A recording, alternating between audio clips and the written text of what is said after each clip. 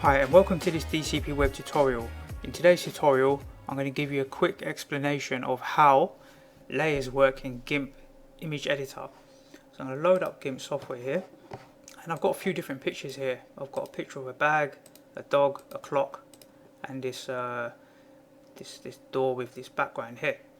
So we're going to work with the layers options here and maybe a few other tools, and the first thing I'll do is drag and drop this background picture. So we can consider this to be the background now. This is going to always sit in the background. We can see the layer, we call this a layer here, one layer.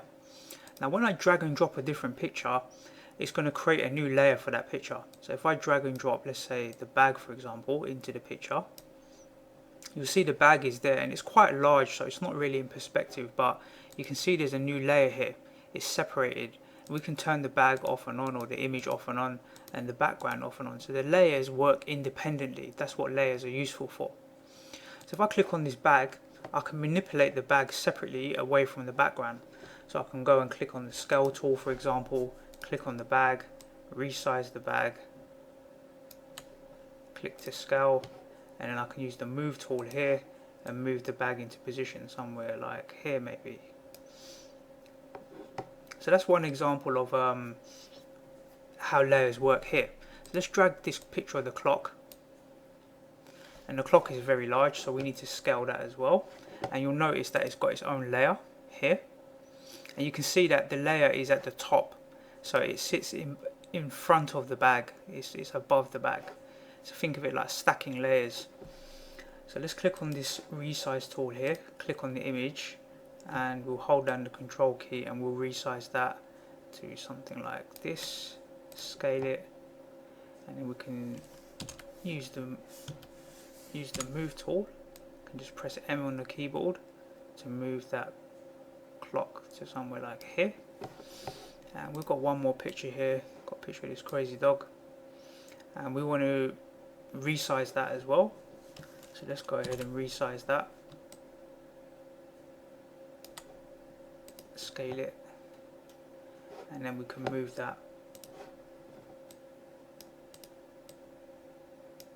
Let's use the move tool, move that dog into position. So we've got four objects here now. We've got the background at the bottom layer, we've got the bag, the clock, and the bulldog. And if I were to move the bulldog in front of the bag, it would sit in front here because it's on the top layer. If I move it down one layer, I can move it down using this green arrow.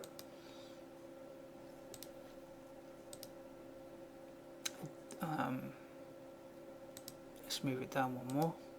Then the bag will sit in front because the dog is at the bottom here and the bag is in front. So let's move that dog up one layer because we want it to be in front here.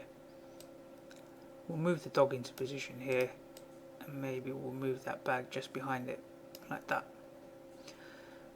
So that's basically how layers work in GIMP, and we can turn those on and off as well quite easily, and we can manipulate the layers separately as well. So if I were to click on the background, I could go to color and we could go to colorize, and we could change the hue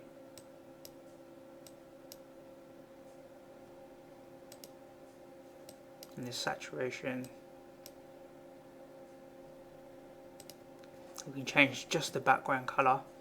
We could even click on the dog. Let's undo that.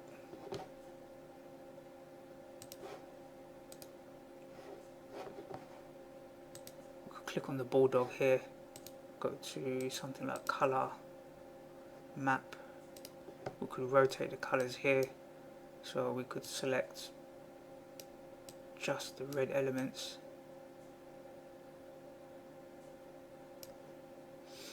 and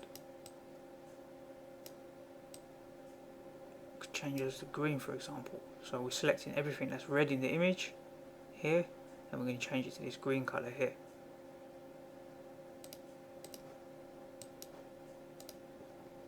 Now the cushion's just been changed green. Dog has remained the same. So that's just a quick explanation of how layers work in GIMP, and you can do a lot of work with layers. You can manipulate the content quite quickly, and and you can apply different effects to each of the layers separately, just like we changed the green here, only it didn't affect any of the other layers. So I hope you find that tutorial useful. Experiment with layers and see how you can build up an image using multiple images to create some nice artwork. Okay, I look forward to seeing you on the next DCP Web tutorial.